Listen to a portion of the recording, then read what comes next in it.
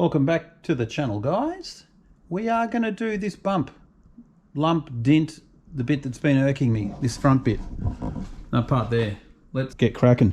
What I'm going to do is use some screws, and I'm going to screw 3 screws in there, and then we're going to just try and pull it out with a pair of vice grips and a hammer.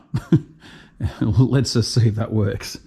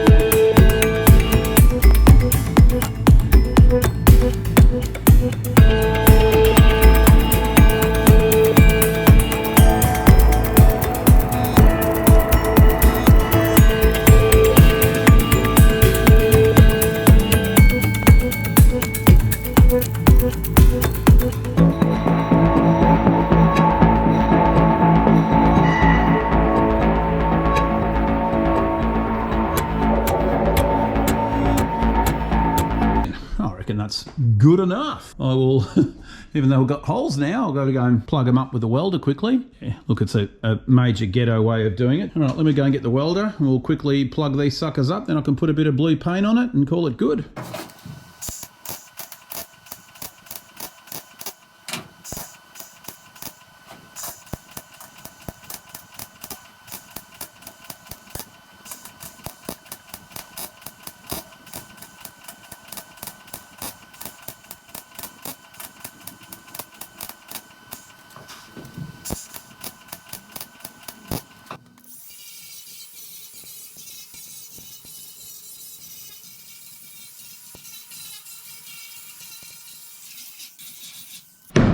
A lot better than what it was. Still a tiny bit lumpy, but that'll do the job. Might just get the hammer on that, try and tap it a tiny bit better, but I think that's good enough. We'll get some blue on that.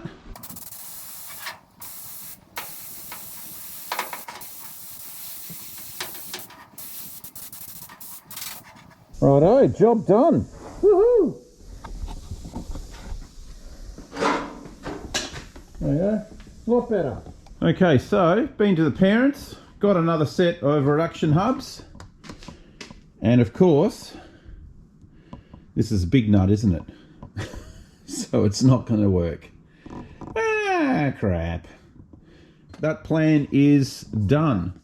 So what we're going to have to do is just keep working on this spline, and I'm just waiting for the hydraulic puller to come, and yeah, we're going to just have to keep on trying to push it on and pop it back off and push it back on and pop it back off, and hopefully eventually it will go on. Anyway, that's going to have to be put on the back burner until the thing comes, but I do have a new seal for the steering box, so we can get that at least done and filled up with oil, and we're not quite ready to install it because we've got to do the parcel shelf. Always bits and pieces, isn't it? Now what also I've done off camera was put the new throwout bearing on, and also behind it I have put a new seal in the gearbox as well because that was leaking, so have done that. This is a bit of a problematic area. I don't know how it's going to go.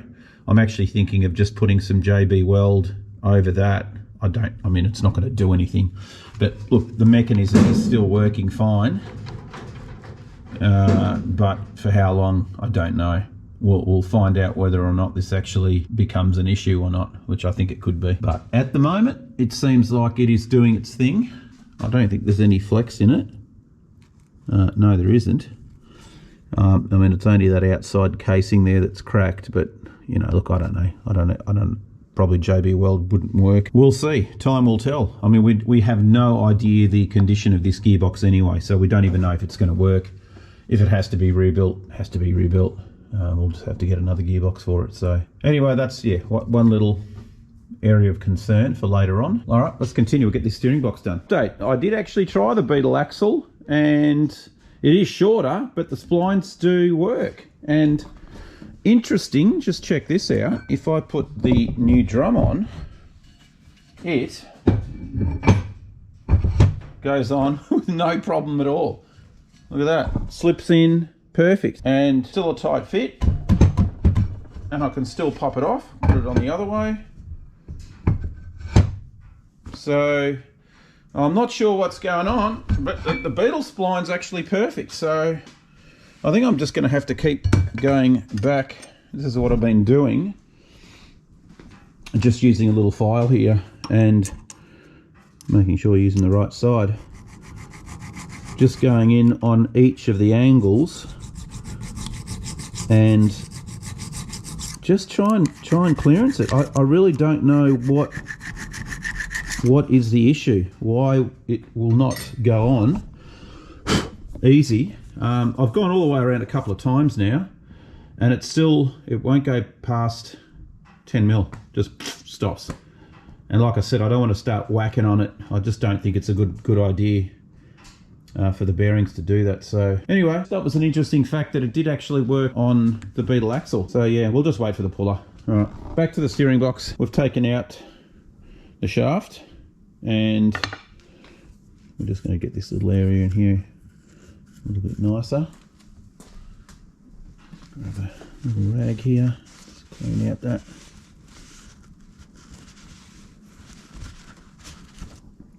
That looks pretty good. Okay, new seal. I think that's the winner. Yes, it is. Okay, so grab ourselves a little tapper.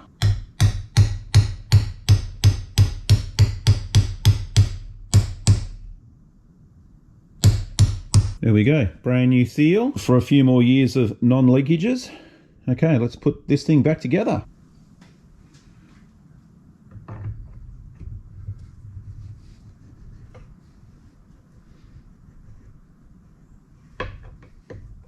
So the next thing we're going to do, we've got to make a gasket. We're going to try a little trick. We're going to put this guy in the cover.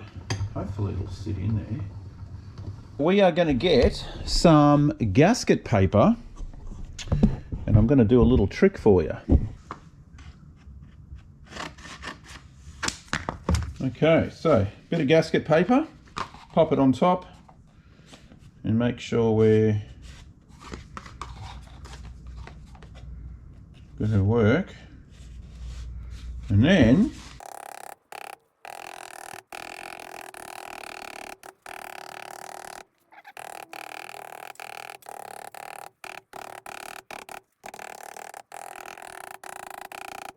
what you'll find is you've got a little thing there to follow with the scissors. If you keep tapping, you can just cut it out, but that'll do. We'll just chop this out now. Okay, one gasket, and that will do just nicely. This is my go-to gasket stuff, and we're just going to smear a little bit on to the surface.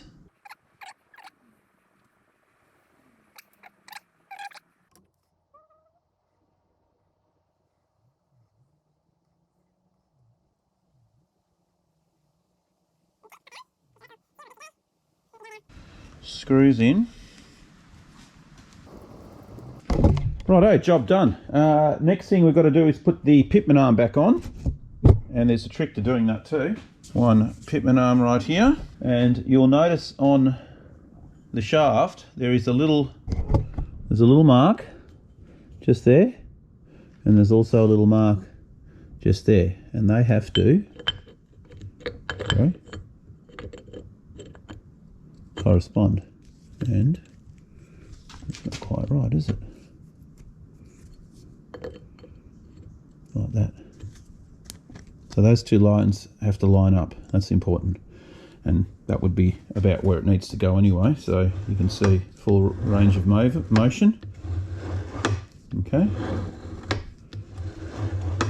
Cool. All right, we can hammer that, or not hammer that home. We can actually put our nut on, screw that down, and we're good to go. Fill it up with oil, and it's ready to get put into the bus. That is complete, and now we can move on to another job. So one of the next jobs we're going to do is the door frames, because they're not done. I really don't like this job much, but anyway, especially this part. This part's torture on your fingers, but we'll get to that later. So first thing we've got to do is all the felts have to be glued using contact adhesive and a small little brush, and we're going to get those glued inside. These are the Wolfberg West ones. They come in two pieces. They have a 45-degree chamfer that goes into the corner like that, so you can't really stuff these up.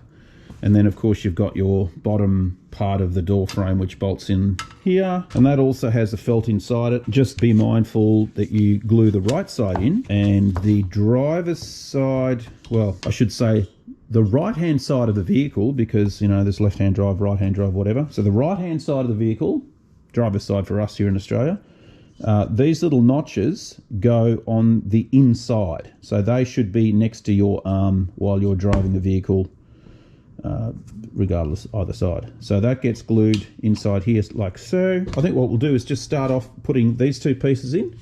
And I'm not sure if these ones are... I'll put the Brazilian ones in before I put the German ones in, the Wolfberg West ones. I'm not sure if I'll put these ones in, but let's just have a bit of a look here, because sometimes you do have to cut them to size. So if we get our 45s together in the corner there where they need to go, you want to get these reasonably... This is just a trial fit, obviously. I just want to see where these are going to end up down here. I'm not sure why they do this, but that's way too long. Let's try this one here. I think this one might be in the same boat too. So if we put that right into the corner where it needs to go, get this little corner in here.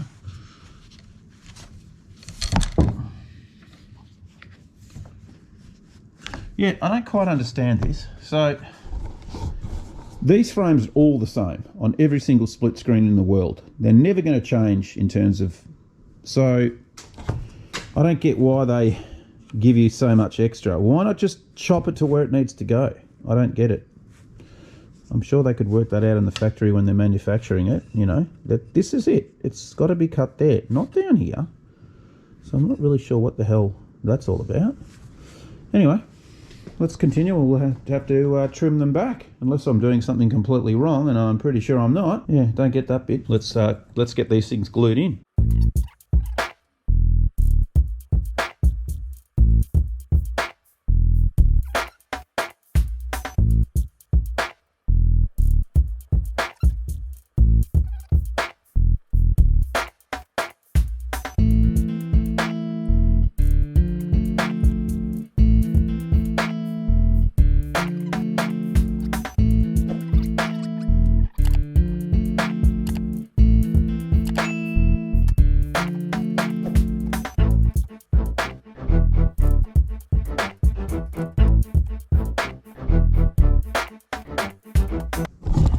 Righto, that part's done.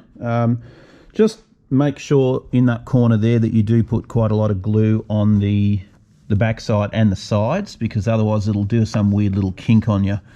So you just kind of get that middle bit out of the way and just use your finger to really press it in so it doesn't fold back. But that's actually really nice. That worked well. I like these seals, and they all went in nicely as well. So next thing we've got to do is get some parts off the other windows over there. The latches we need, we're not using the glass, we've got brand new glass, and we also need some of the little clips and the screws, because I don't have those little tiny weeny screws for here.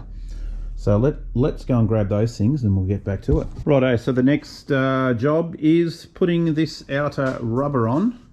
And you can see I've just threaded it through from the front of the door, just through there like that. And then all I do is I'm gathering it. So I just pull it across and then drag it up from the bottom.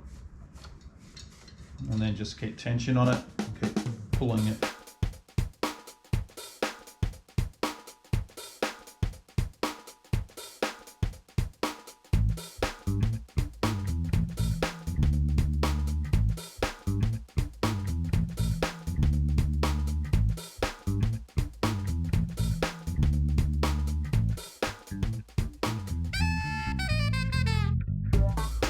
That's it.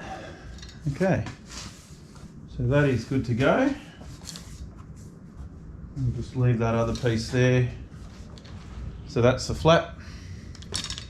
Nicely done. One more part done. Now we need to order the gaskets that go on the inside of the latch.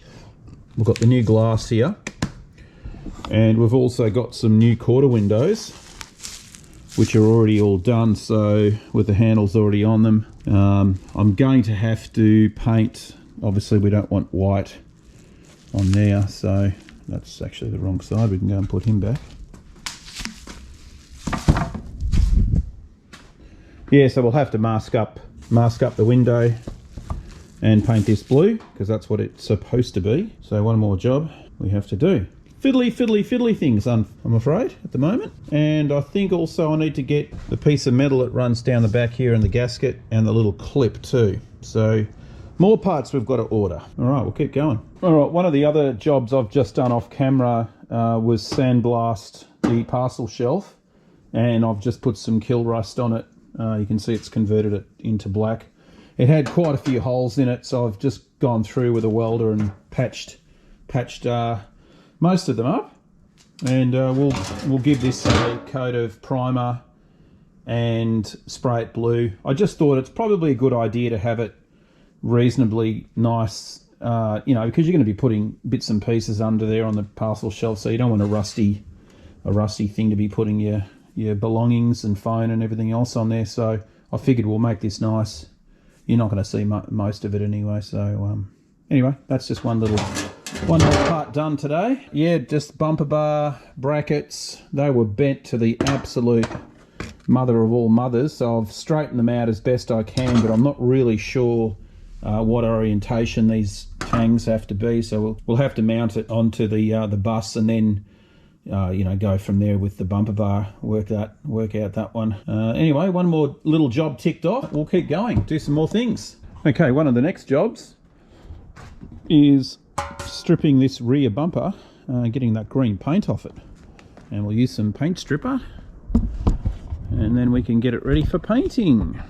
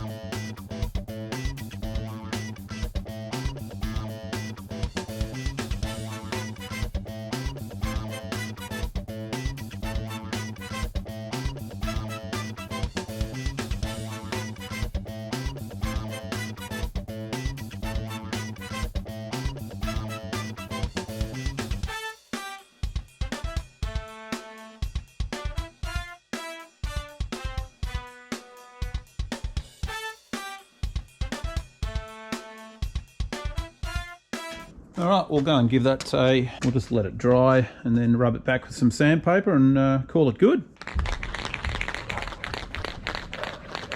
We'll give it some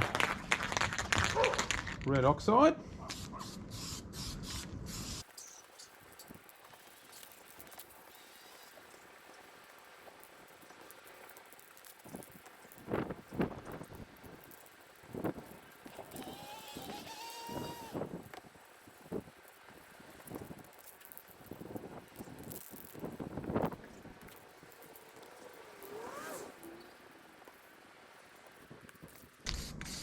All right, let that dry, and then we can start masking it up for the white and blue, and then we'll have to do some disheveling as well. Let's leave it.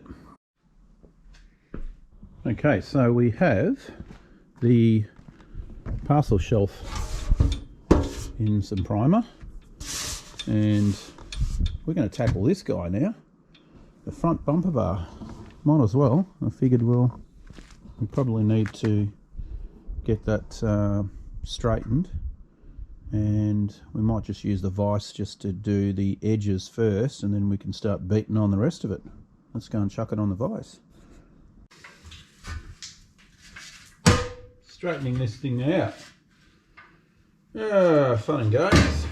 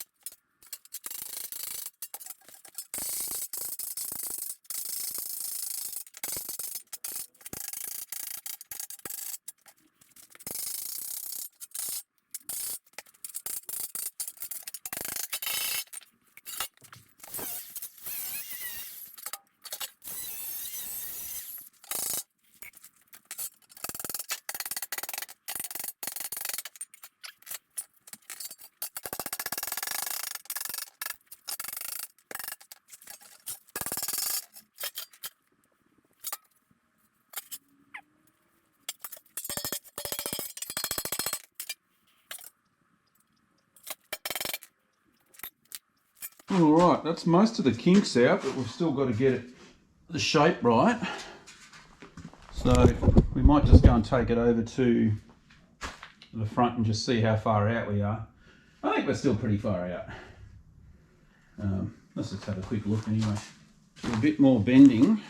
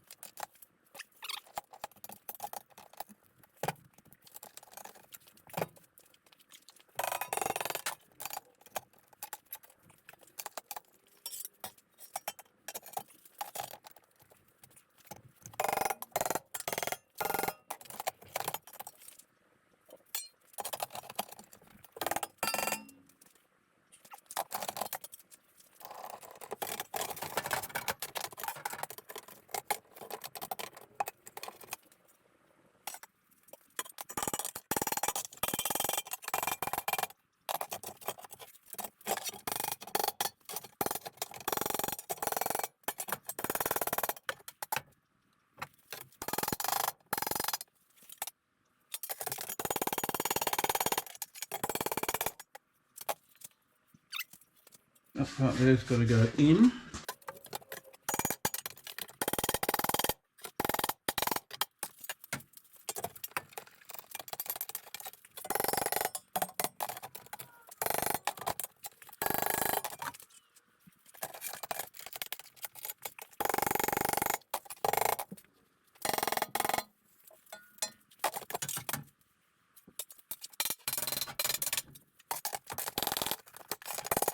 Let's go and have a look.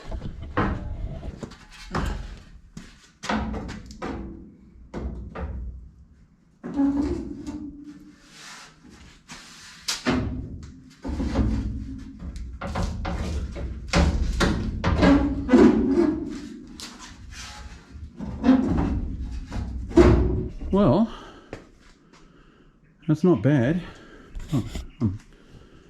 Let's see. We've still got to just manipulate it a little bit. I think that's a winner. You know, we don't want it to be 100% perfect, but that's not bad. We'll have to obviously give it a paint because we don't want all that other green colours and stuff on it, but we're going to do a strategic paint job on this one. I'm not really sure what the original colour of this was because you can go through. To me, it looks like someone's done silver really low down in the archaeological dig here. It's like going through, you've got raw metal there, so you can see the rust. And then it looks like, yeah, so I don't reckon this was the original bumper. I don't know, maybe it was. I can see some red oxide there, right down low, so that would have been the original colour as the undercoat. But I don't see the blue and white. I see silver, and that's interesting. Anyway, we'll just go and give it a little bit more of a muck around just on this little lip here. You can see that's kind of a bit wavy.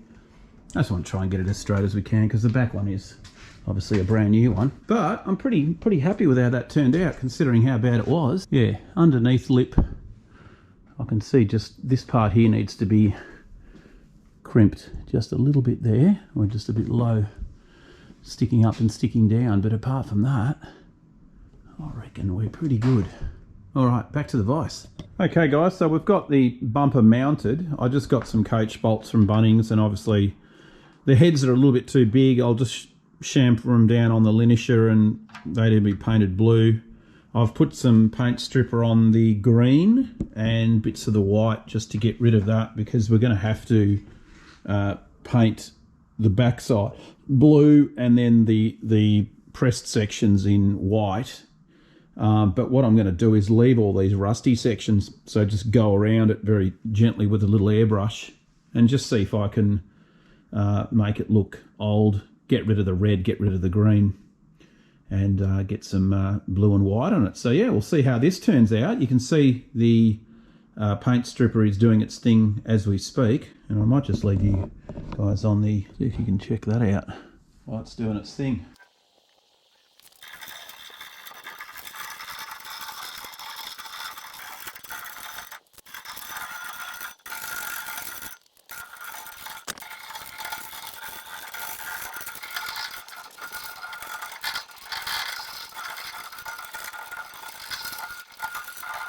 Okay, so that's one layer of paint taken off. You can see that it's again starting to change colour. It's a bit of a pity that we don't have the original colours underneath to play with, and we're just going to have to start from scratch. But what I'll do is just leave these rusted areas and try and go around them, but we'll work something out. However it turns out, I suppose. There's a lot of layers of paint on that, and we'll probably just do another coat of paint stripper and then call it good and start masking it up and go from there. Okay guys, so what we're going to do now is get this thing painted. Basically what I've done is masked up the sections that need to be white, and this part here needs to be blue, but I'm not going to go and spray all of it. I'm just going to strategically just hit some spots where they're white, try and leave the rusty parts already on there. So we'll see how we go with that.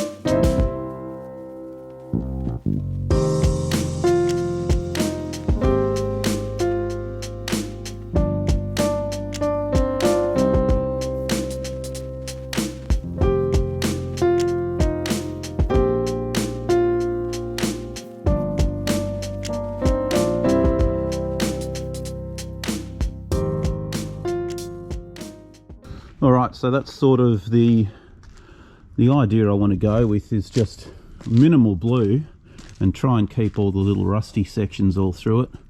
And then what we're going to do now is take this off, and we'll come back through with the white and try and do the same thing. Add a little bit of white, but not too much.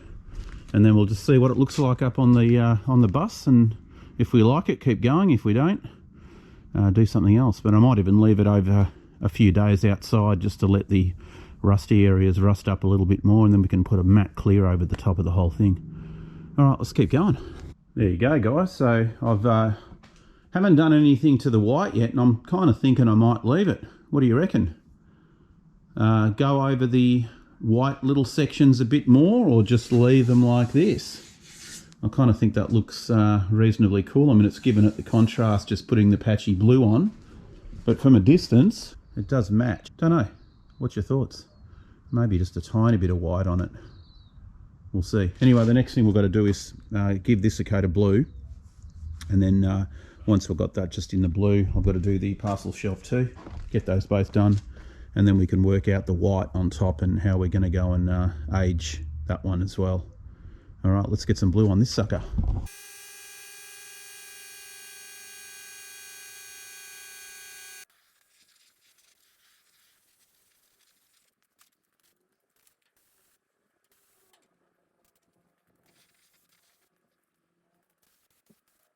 Okay, that one is done, diddly done.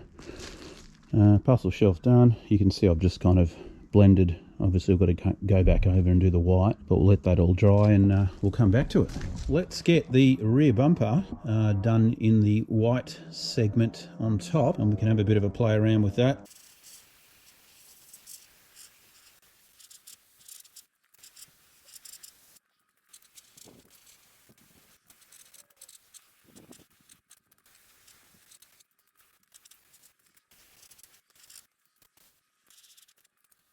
So you can see here I've just given it a little bit of distressing here, just make it look a bit old. It's looking pretty cool. So that's the rear one. We'll get that mounted later and see what it actually looks like. And then we've got the front one here. As you can see, I've just added that little bits of highlights to the white, and I think that's really all it needs. I don't want to put any more on that. I reckon that is going to be just about right. Still need to paint the little coach bolts and fix them up, but that will do it. Anyway, it's getting very cold and I've had enough. Going for a surf later on, and we'll catch you in the next video. Thanks for the new subscribers too.